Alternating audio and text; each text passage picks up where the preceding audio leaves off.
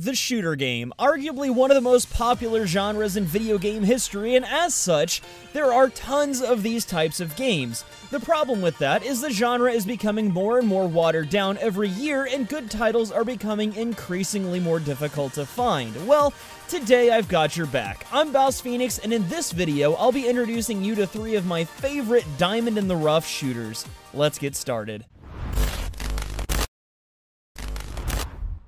In our first title, horror meets sci-fi action in a twisted blend of awesomeness. This game is called Singularity, and it's a first-person shooter that takes place on an island called Katorga 12. Our character, Captain Nathaniel Renko, is sent to the island, which is thought to be uninhabited, after an electromagnetic surge damages an American satellite.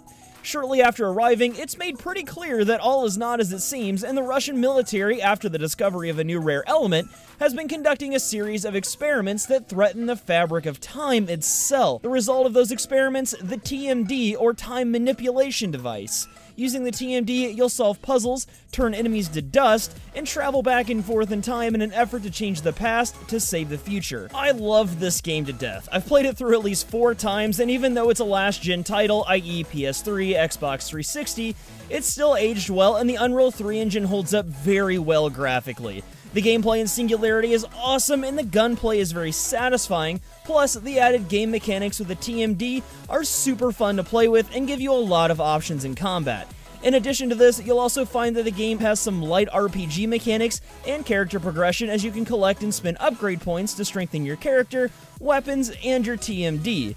This game is a steal if you can get it on sale, and I highly recommend checking out GOG or Humble Bundle, as Singularity is probably dirt cheap on one of those websites. Moving on to our second game, let's go ahead and step into the liquor-soaked boots of Grayson Hunt, voiced by Steve Blum. You know, the guy that voices like every anime and video game character ever.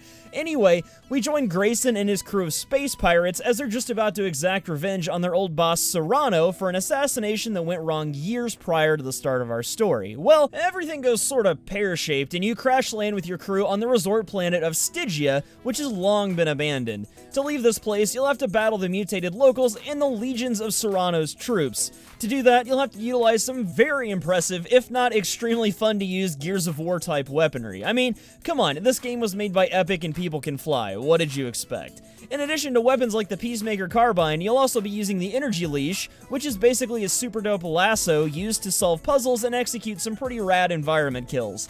Oh, and did I mention you get to control a Mecha Godzilla at one point? Yeah, that's pretty cool. On top of all this, you'll be killing enemies in the most creative ways possible, as the skill shot system awards you upgrade points based on the uniqueness of your kill.